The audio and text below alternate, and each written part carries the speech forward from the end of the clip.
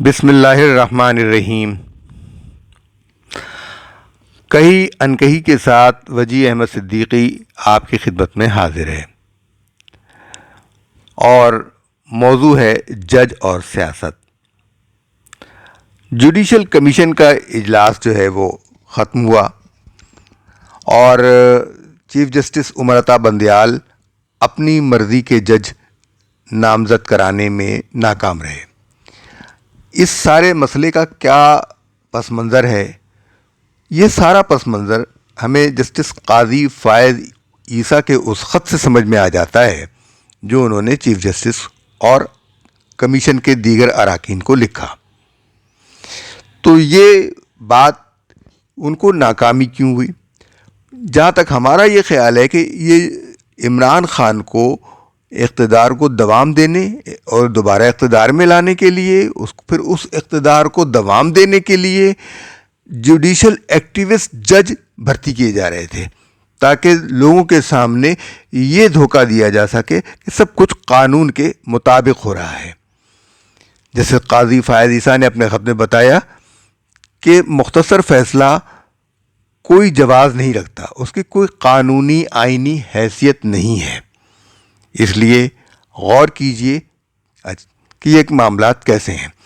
اور اس میں ہم بلاول بھٹو زرداری کا وہ مطالبہ بھی شامل کر رہے ہیں جس میں انہوں نے کہا ہے کہ تمام تر ججوں کو مل کر فیصلہ کرنا ہوگا. اکیلے 2 یا 3 جج کوئی فیصلہ پارلیمنٹ کے بارے میں نہیں کریں گے. پہلے سنتے ہیں بلاول بھٹو زرداری نے پارلیمنٹ میں کیا کہا. یہ نہیں مطلب ایک وزیر اعظم، حکومت کا مطلب ہے کابینہ، پاکستان کا کابینٹ، اور وزیر اعظم خود کو کوئی فیصلہ نہیں لے سکتا، آپ کو کابینٹ کا اپروول چاہیے. تو ویسے ہی the Supreme Court of Pakistan is not just the Chief Justice of Pakistan, it is each and every member of the Supreme Court. اور اب وقت آ گیا ہے جناب اسپیکر، میں آپ سے مطالبہ کرتا ہوں جوائنٹ پارلیمنٹری کمیٹی بنا دے، سینٹ آف پاکستان اس میں ہو، نیشنل اسمبلی آف پاکستان اس میں ہو، حکومت کے نمائندے ہو، ہمارے اپوزیشن کے نمائندے بھی بیٹھے، ہم قانون سازی کریں اور ہم فیصلہ کریں. ہم فیصلہ کریں کہ کتنے ججز کو بیٹھنا چاہیے جب آپ کا کرسی کے سوال آتا ہے، کتنی ججز کو بیٹھنا چاہیے. اس لیے سر یہ ابھی سے نہیں ہے، ابھی تو ہاں ڈیپٹی اسپیکر پنجاب کا فیصلہ ہے، لیکن ڈیپٹی اسپیکر پنجاب کا فیصلہ سے پہلے تو ہمارا اس کرسی کا سوال تھا، speaker of the national assembly کا سوال تھا، ڈیپٹی اسپیکر نیشنل اسمبلی کا سوال تھا. مجھے یاد ہے ہمارے دور میں تب کبھی اسپیکر نیشنل اسمبلی کی سوال تھا. تو اگر ہمارا ادارے پہ، ہمارا پارلیمان پہ، ہمارا اسپیکر کے رولنگز پہ اعلیٰ عدلیہ فیصلہ سنانا چاہتے ہیں تو سو بسم اللہ، مگر ان کو پورا کا پورا ججز کو بٹھا کے فیصلہ سنانا پڑے گا.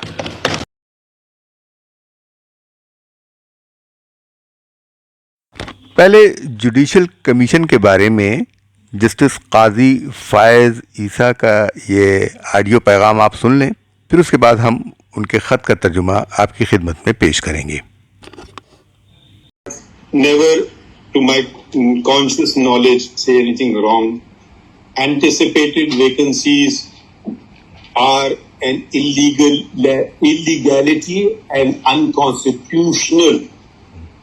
Look at the people in this room.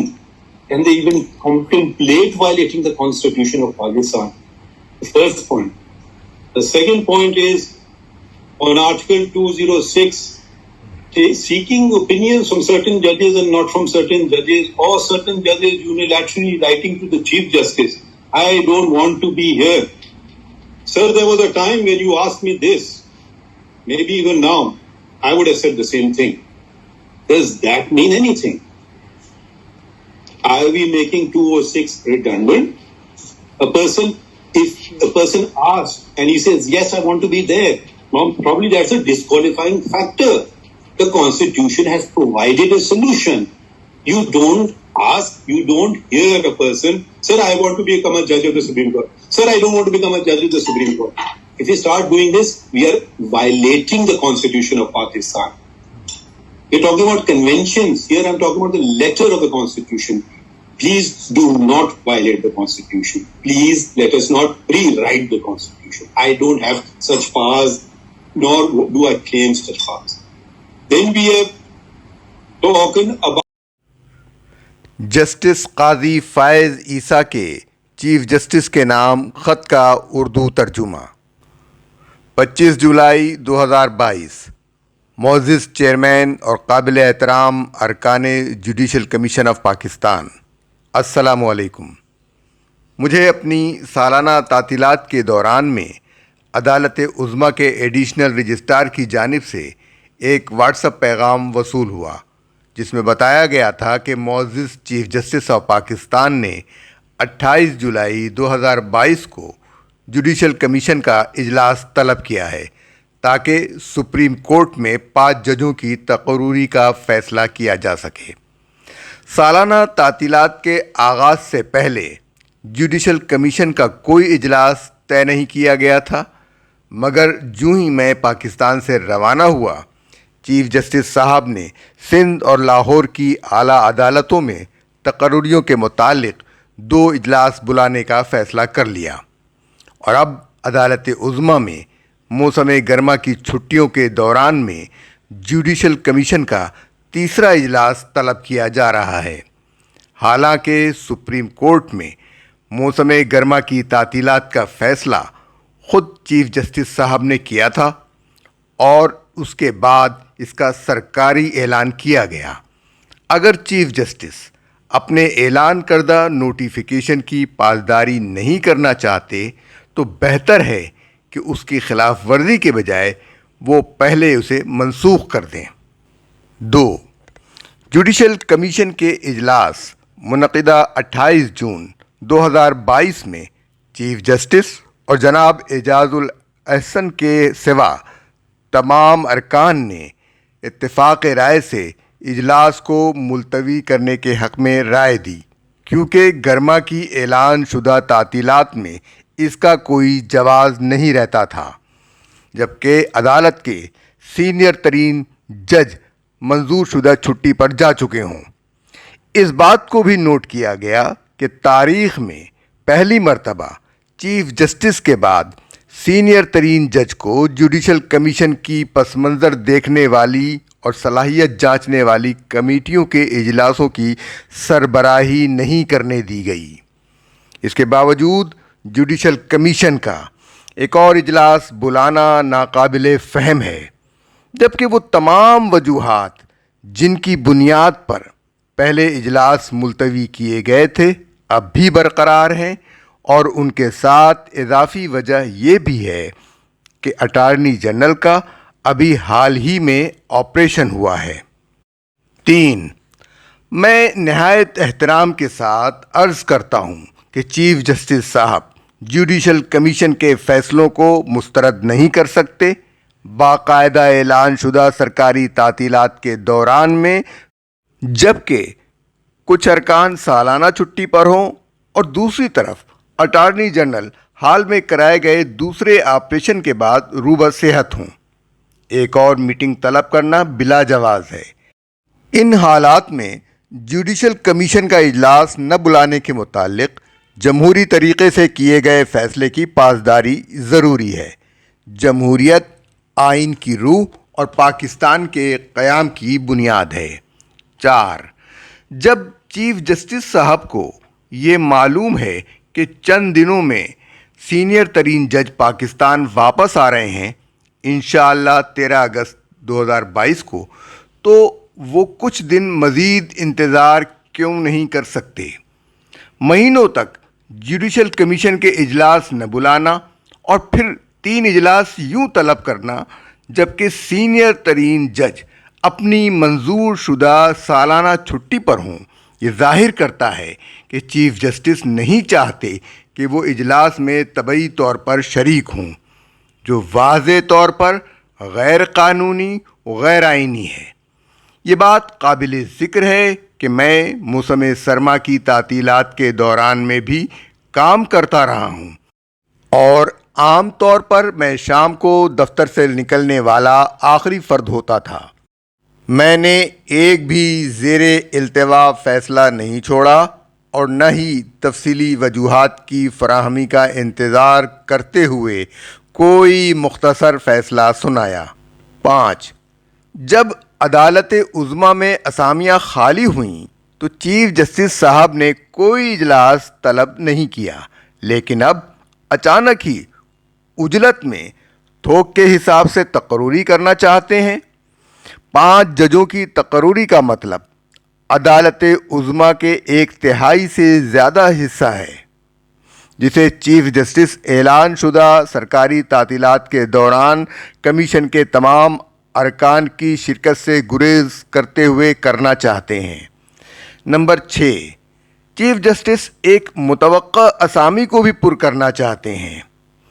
آئین کی دفعہ 175 ذیلی شق 8 اس کی اجازت نہیں دیتی، نہیں آئین اس کی اجازت دیتا ہے کہ چیف جسٹس اکیلے نام تجویز کریں، کیونکہ یہ صرف جوڈیشل کمیشن کا استحقاق ہے۔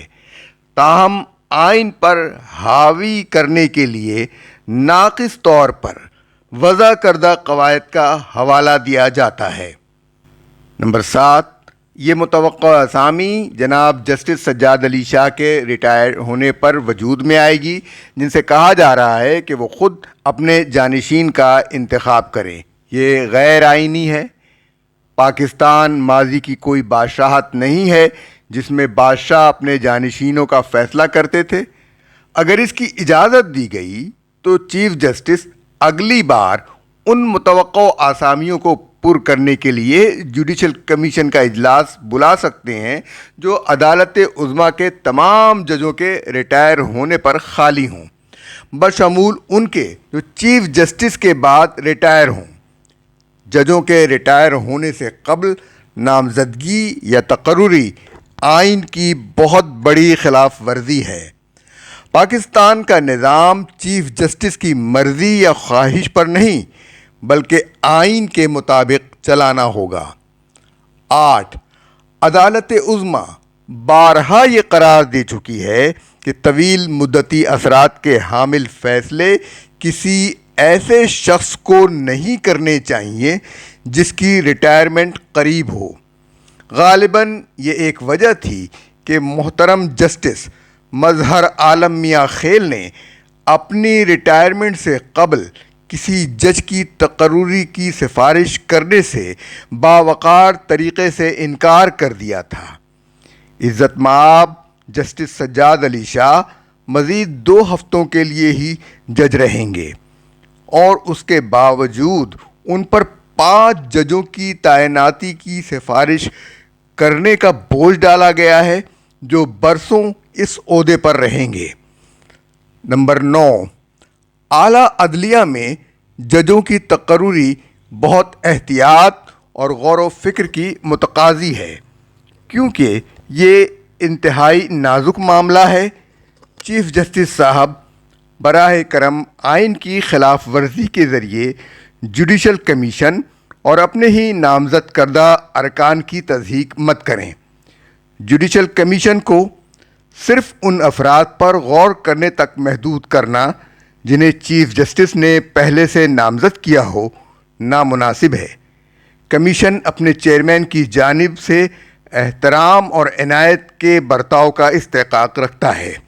10، چیف جسٹس نے امتیازی برتاؤ کرنے کا اعتراف کیا ہے، کیونکہ ان کا کہنا ہے کہ انہوں نے صرف چند ججوں کے بارے میں غور کرنے کا فیصلہ کیا ہے، اور ایسا انہوں نے امتیاز برت کر کیا ہے۔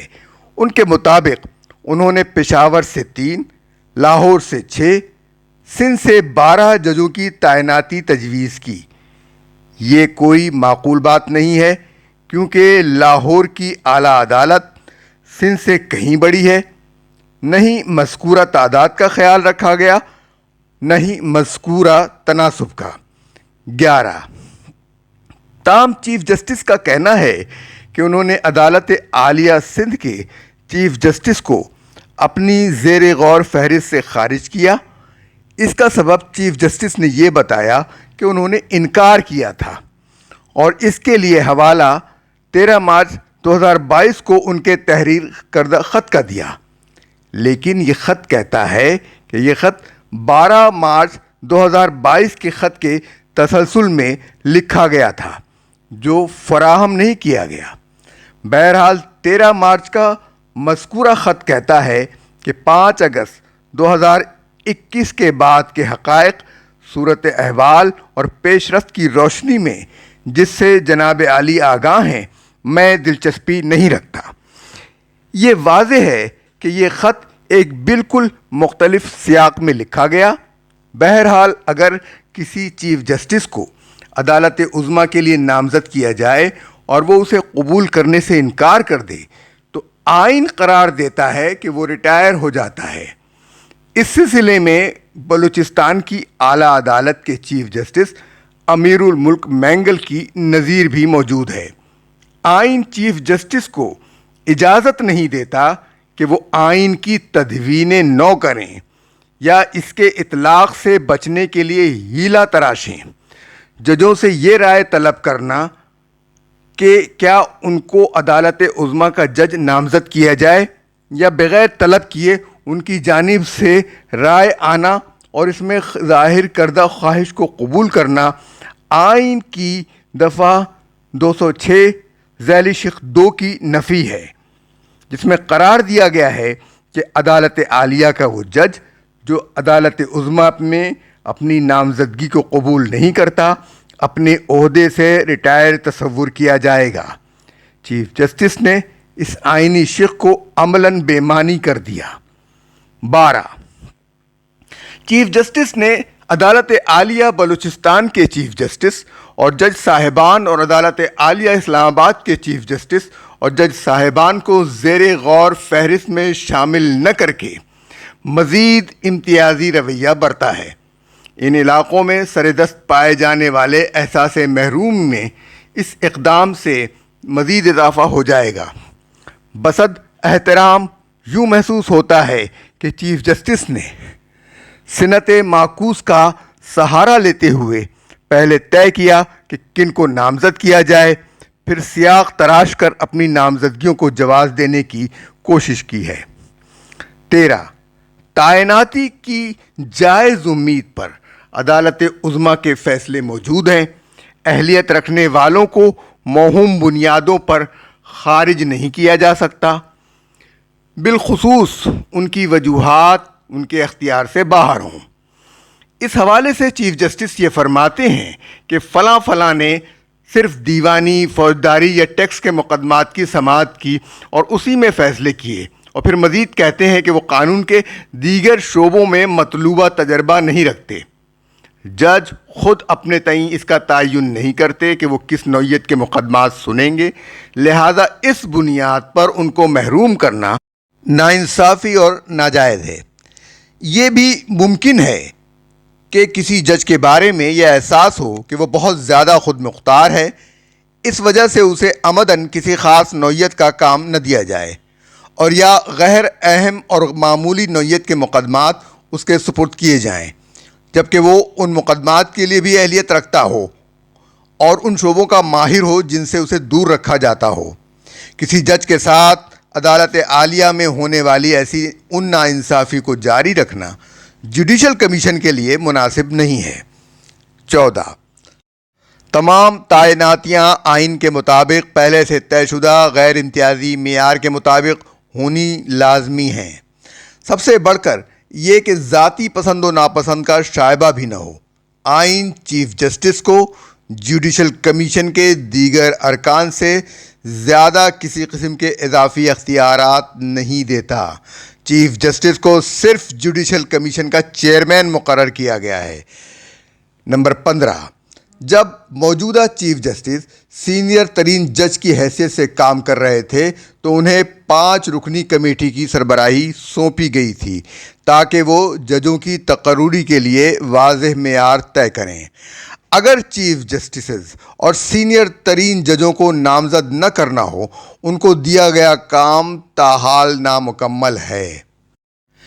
اس کمیٹی کا صرف ایک ہی اجلاس 9 مارچ 2022 کو بلایا گیا تھا، جس کی کارروائی پر محترم جسٹس عمر عطا بندیال نے یہ تحریر کرتے ہوئے دستخط کیے۔ معزز چیئرمین نے قیمتی آراء اور تجاویز دینے پر تمام ارکان کا شکریہ ادا کیا اور توقع ظاہر کی کہ ٹھوس خیالات کو ضبط تحریر میں لانے کے بعد آگے بڑھنے کے لیے جلد ہی اجلاس ہوگا۔ بعد ازاں کوئی اجلاس منعقد نہیں ہوا، کوئی ٹھوس خیالات تحریر نہیں کیے گئے، نہیں کمیٹی نے کوئی رپورٹ جوڈیشل کمیشن کو جمع کرائی۔ اس کے باوجود چیف جسٹس اب فرماتے ہیں کہ کمیٹی اپنا کام مکمل کر چکی ہے۔ کمیٹی کے جن ارکان سے میری بات ہوئی ہے انہوں نے اس امر کی تصدیق کی ہے کہ کمیٹی کا صرف ایک ہی اجلاس ہوا تھا اور کوئی فیصلہ نہیں کیا گیا۔ نمبر 16، تاہم چیف جسٹس نے متکبرانہ طور پر اپنے لیے یہ ذمہ داری لی کہ وہ ایک بے معنی اور سطحی معیار تشکیل دیں، اور ایسا کر چکنے کے بعد خود ہی آگے بڑھ کر اپنے پہلے سے نامزد کردہ افراد کو اس معیار پر پرکھ لیں۔ بصد احترام یہ جوڈیشل کمیشن کی تضحیک اور آئین کی خلاف ورزی ہے۔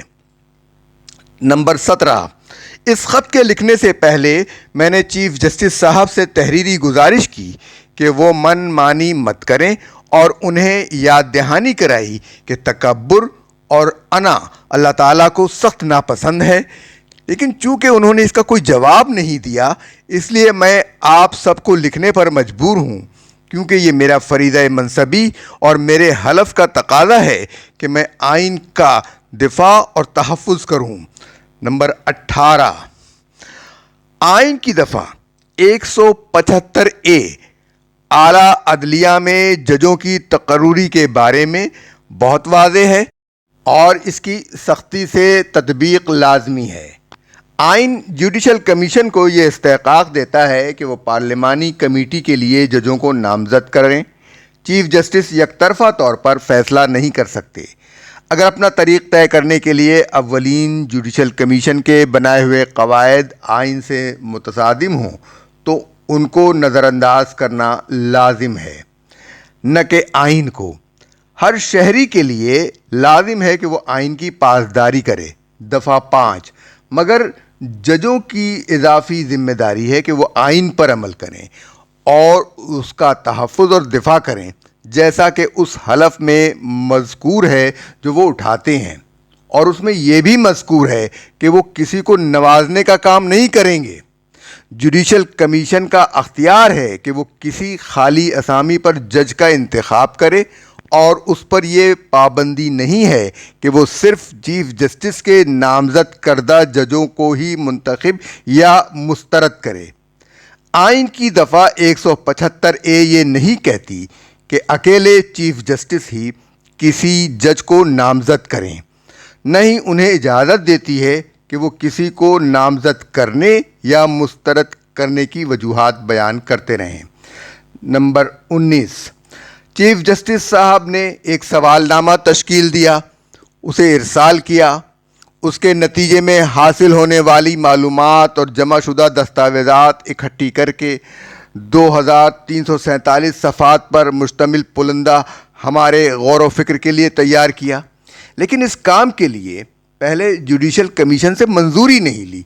جو کام کیا گیا اس پر یقیناً کئی مہینے لگے ہوں گے، مگر چیف جسٹس نے ایک دفعہ بھی اس کے بارے میں گفتگو نہیں کی، نہ ہی کبھی یہ بات ظاہر کی۔ آئین پاکستان چیف جسٹس کو اس طرح یک طرفہ کام کرنے کی اجازت نہیں دیتا، نہ ہی اس بات کی اجازت دیتا ہے کہ مفاد عامہ اور عدلیہ سے متعلق امور کو خفیہ اور صیغہ راز میں رکھا جائے۔ 20، جس نوعیت کا اختیار چیف جسٹس نے استعمال کیا، آئین اس کی اجازت نہیں دیتا۔ چیف جسٹس نے یک طرفہ اور بغیر کسی اصول کے ان امور کو طے کیا۔ نمبر 1، ججوں کی تعداد جن کی تعیناتی کی جانی ہے۔ نمبر 2، عدالت عالیہ جس سے انہیں لیا جائے گا۔ نمبر 3، انہوں نے ایک خاص تعداد تک ججوں پر غور کیا۔ نمبر 4، اپنی رائے میں بہترین امیدواروں کے بارے میں پیشگی اظہار کر دیا۔ نمبر 5، جوڈیشل کمیشن کے سامنے صرف اپنے ہی پہلے سے نامزد کردہ امیدواروں کو پیش کیا۔ نمبر 6 کوائف کی فراہمی کے لیے سوال نامہ تشکیل دیا جس میں حاضر سروس ججوں کو اپنے ذرائع آمدن ظاہر کرنے پر مجبور کیا گیا۔ طرفہ تماشا یہ ہے کہ چیف جسٹس خود ایسا کرنے سے انکار کر چکے ہیں، جبکہ عدالت عظمیٰ میں آئین کی دفعہ 19A کے تحت یہ معلومات حاصل کرنے کے لیے درخواست دی گئی۔ اور 7 طبی معلومات کی فراہمی جو آئین میں مہیا کردہ نجی زندگی کے تحفظ اور وقار کے منافی ہے۔ نمبر 21 فیصلہ تحریر کرنے میں تاخیر کو چیف جسٹس نے نااہل قرار دیے جانے کے ایک سبب کے طور پر ذکر کیا ہے۔ عدالت عالیہ کے ججوں کو عدالت عظمیٰ کے ججوں کی نسبت کہیں زیادہ کام سونپا جاتا ہے۔ اگر یہ ایک معیار ہے اور اس میں کچھ غلط نہیں ہے تو آئیے ہم خود بھی غور کریں اور خود احتسابی کریں۔ چیف جسٹس کو چاہیے کہ وہ عدالت عظمیٰ کے ججوں کا ایک سروے کریں تاکہ معلوم ہو سکے۔ نمبر 1 چیف جسٹس اور ہر جج ایک فیصلہ تحریر کرنے میں اوسطاً کتنا وقت لیتے ہیں۔ نمبر 2 مختصر حکم ناموں کے ذریعے کتنے مقدمات نپٹائے جاتے ہیں۔ نمبر 3 مختصر فیصلے کے بعد اس کی تفصیلی وجوہات ظاہر کرنے میں کتنا وقت لگتا ہے۔ اور نمبر 4 کتنے مختصر حکم ناموں کی تفصیلی وجوہات کا اب بھی انتظار ہو رہا ہے۔ میں کہہ سکتا ہوں کہ مختصر فیصلہ سنانا ایک نئی اختراع ہے۔ دفعہ 189 عدالت عظمیٰ کے فیصلوں کا ذکر کرتی ہے۔ مختصر حکم نامے ایسی اختراع ہیں جس کی اجازت آئین نہیں دیتا۔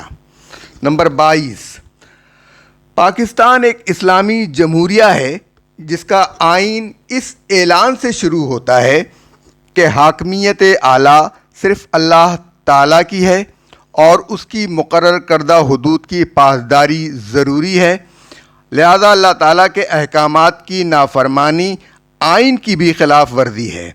قرآن مجید کی 42ویں سورہ شورى کی آیت 38 میں مشاورت کو لازم کیا ہے۔ نبی کریم صلی اللہ علیہ وآلہ وسلم جیسی جلیل القدر ذات مبارک کو بھی حکم دیا گیا ہے کہ وہ مشورہ کریں۔ سورہ آل عمران آیت 159۔ حضرت ابو ہریرہ رضی اللہ عنہ سے روایت ہے کہ رسول اللہ صلی اللہ علیہ وآلہ وسلم سے زیادہ اپنے ساتھیوں سے مشورہ کرنے والا کوئی نہیں تھا۔ سنن ترمذی کتاب الجہاد حدیث نمبر 48۔ 23 سورہ شورى کی آیت 38 کے مفہوم کے بارے میں صدیوں سے مفسرین قرآن کی رائے یہی رہی ہے۔ میں صرف 2 مثالیں ذکر کرتا ہوں۔ پہلی پاکستان کے معروف عالم دین ابوالعلا مودودی کی تفسیر تفہیم القرآن جلد 4 صفحہ 508 تا 510، اور دوسری قرطبہ اندلس سے تعلق رکھنے والے مفسر قرآن اور محدث ابو عبداللہ محمد بن القرطبی کی جامع الاحکام القرآن سے جو یہ بیان کرتے ہیں کہ آیت شورى کی روح سے ان معاملات میں مشورہ کرنا واجب ہے جن کا تعلق ایک سے زیادہ افراد سے ہو، کیونکہ کسی کو دوسرے پر اپنی مرضی مسلط نہیں کرنی چاہیے۔ اپنی مرضی مسلط کرنے کا مطلب ہے کہ وہ شخص دوسروں کی رائے کو کوئی اہمیت نہیں دیتا یا وہ خود کو دوسروں سے زیادہ دانا و عقلمند سمجھتا ہے، اور یہ دونوں باتیں غیر اخلاقی ہیں۔ لوگوں کے اجتماعی امور سے متعلق فیصلہ کرنا ایک سنجیدہ معاملہ ہے جس میں اللہ سے ڈرنا چاہیے۔ دیگر مفسرین کی طرح ان دونوں شارحین کی رائے میں اس آیت سے مندرجہ ذیل اصول ثابت ہوتے ہیں۔ نمبر 1 تمام درکار معلومات فراہم کی جانی چاہیے۔ کسی قسم کی تقرری خوف یا لالچ کی بنیاد پر نہیں کی جانی چاہیے۔ قائدین کو مشیروں سے مشورہ لینا چاہیے۔ نمبر 4 جس سے مشورہ طلب کیا جائے اسے چاہیے کہ وہ دیانتداری سے اچھی طرح سوچ بچار کے بعد بے لاگ مشورہ دے۔ نمبر 5 معاملات کو حتی الامکان اتفاق رائے سے طے کرنا چاہیے، اور اگر یہ ممکن نہ ہو تو کثرت رائے سے فیصلہ کرنا چاہیے۔ 24، چیف جسٹس انتہائی نازک معاملے کو جلد بازی سے سخت قابل اعتراض طریقے سے نمٹانا چاہتے ہیں۔ وہ چاہتے ہیں کہ ایک ہفتے میں 2347 صفحات پر مشتمل دستاویزات کی جانچ کی جائے، جبکہ مجھے یہ دستاویزات فراہم تک نہیں کی گئیں۔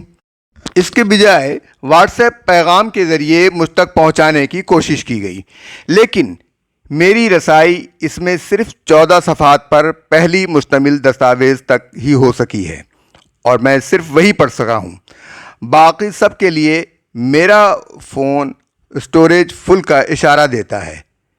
میں اس کی اطلاع دے چکا ہوں، مگر ابھی تک مجھے کوئی دستاویزات کوریئر کی گئیں، نہ ہی میڈرڈ میں موجود پاکستانی سفارت خانے کو دی گئیں تاکہ وہ مجھ تک پہنچا سکے۔ اگر کسی اور کے ساتھ ایسا سلوک کیا جاتا اور معاملہ عدالت تک پہنچتا تو عدالت اس قسم کی بے اصولی اور عجلت پر ناراض ہوتی، کیونکہ اسے ناکافی اطلاع قرار دیا جاتا، جس سے مناسب طریقے کے متعلق آئینی دفعات کی خلاف ورزی ہوتی ہے۔ چیف جسٹس مناسب طریقے اور ناکافی اطلاع کے قانون کو تاراج نہیں کر سکتے۔ 25، اس لیے میری گزارش ہے کہ جوڈیشل کمیشن آف پاکستان کا اجلاس ملتوی کیا جائے۔ اس کے بجائے پہلے ہمیں اس پر اجلاس کرنا چاہیے کہ اس معاملے میں آگے کس طرح بڑھنا ہے، اور اگر عدالت ہائے عالیہ کے چیف جسٹسز اور ان کے بعد سینئر ترین ججوں کو نظر انداز کرنا ہے تو پہلے یہ کرنا چاہیے کہ نامزد کردہ افراد کے لیے معیارات اہلیت کو جوڈیشل کمیشن کے سامنے غور کے لیے رکھا جائے، کیونکہ اس وقت کے سینئر ترین جج وہ ذمہ داری پوری کرنے میں ناکام رہے ہیں جو انہیں سونپی گئی تھی۔ آپ کا مخلص قاضی فائز عیسیٰ، سینئر ترین جج عدالت عظمیٰ پاکستان۔ نقل برائے ایڈیشنل رجسٹرار، جنہیں ہدایت دی جاتی ہے کہ وہ اس پیغام کو طبع کرا کے فلفورڈ جوڈیشل کمیشن کے ارکان تک پہنچائیں۔ پس نوشت، چونکہ یہ ایک انتہائی سنجیدہ اور قومی اہمیت کا آئینی معاملہ ہے، اس لیے آئین کی دفعہ 19A میں درج شفافیت اور معلومات تک رسائی عوامی حق کے تقاضے کے تحت چیف جسٹس یا ایڈیشنل رجسٹرار اسے طبع کرا کے نشر کرنے کے لیے پریس تک پہنچائیں۔ پاکستان میں آزاد صحافت کا گلا ہمیشہ گھونٹا جاتا رہا ہے، اور آزاد صحافیوں کو ہمیشہ مشکلات کا سامنا کرنا پڑا ہے، اور ان کے لیے راستے ہمیشہ بند رہے ہیں۔ بے باک صحافیوں کے لیے راستے کبھی کھلے نہیں رہے، کوئی نہ کوئی اپنے اپنے مقاصد کے لیے انہیں خریدتا ہے۔ لہذا آپ سے گزارش ہے کہ آپ ہمارے چینل کو سبسکرائب کیجئے، شیئر کیجئے اور لوگوں تک ہمارا پیغام پہنچائیے، تاکہ ہم آزادانہ طور پر پاکستان کے مفاد میں، اسلام کے حق میں اپنے پیغام کو آپ تک پہنچاتے رہیں۔ امید ہے کہ آپ کو ہمارے یہ ویڈیو پسند آیا ہوگا، اور اگر اس میں کوئی خامی ہے تو اس پر تبصرہ کیجئے۔ گالم گلوچ سے